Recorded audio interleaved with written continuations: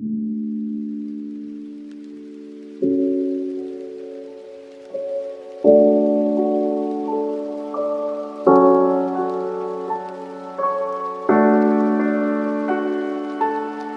folks, so today the Triton Food Pantry gave us potatoes, zucchini, onions, oranges, and kale. It's a bit of a weird medley, but I think I know of a great breakfast hash that's going to be great for you guys to do on a short time and a short budget. First, you're going to wash all of your produce, and then you're going to grate the potatoes and grate the zucchini, and then you're going to peel your onions and chop the onions finely. Be sure to also dice your kale and peel your oranges. Then let's add 1 to 2 tablespoons of oil to the pan, or just enough to cover the bottom. Now that we have 1 large scoop of the zucchini and potato in our bowl, we're going to form a large ball in our hands and pack it together, and then squeeze out all the water so we have a patty ready to throw on the pan.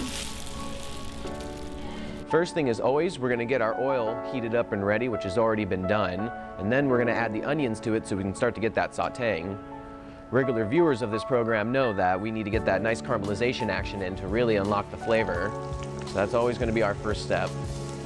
Just a little bit, not too much.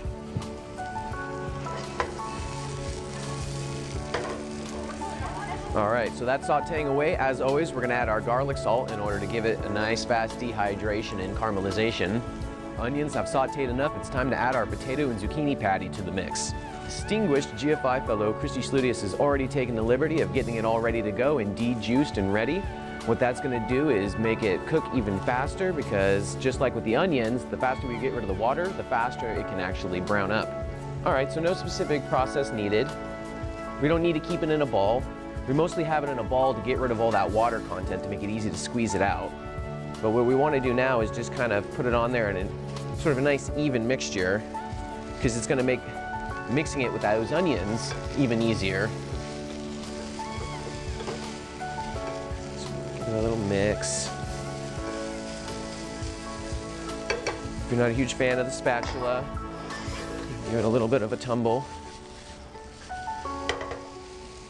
Now as you can see, that flipped really nice. It means we got the perfect amount of oil in it right now.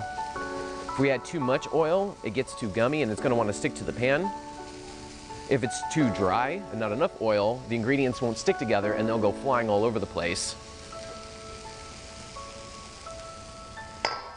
Alright, same thing now with the onions. We're just going to let that sit and saute for a bit. Your nose is going to be the best indicator on this one. When you can start to smell this pleasant hash brown fry smell that you'd usually only get when walking by a restaurant like McDonald's, that's how you know your potatoes are cooked and it's time to flip. So, me, I personally don't like the spatula. It's messy and you usually can't get a perfect flip on it. Me, I like to play it loose and wild. Alright, so if your flip wasn't perfect, just have your spatula ready to smooth out or flip over any chunks that didn't quite make it over.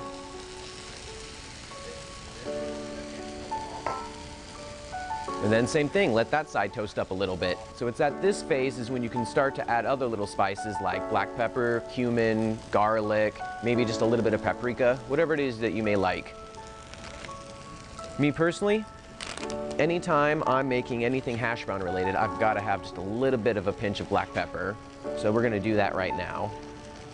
Just a little bit. We want to influence the taste, not take it over.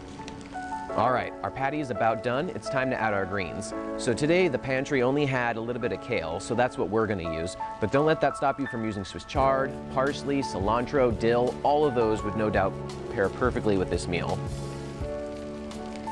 Now we don't want to add too much, and we want to add it at the right stage of the process. If you add the greens too soon, they will wilt and get gummy and not taste good. Add it too late and they don't cook enough and it provides too much of a crispness that contrasts texturally from the rest of the potato and the zucchinis that are nice and fried up and soft. So this would actually be a good chance if you had a pan to just cover the top, and then that way you get a little bit of a steam action.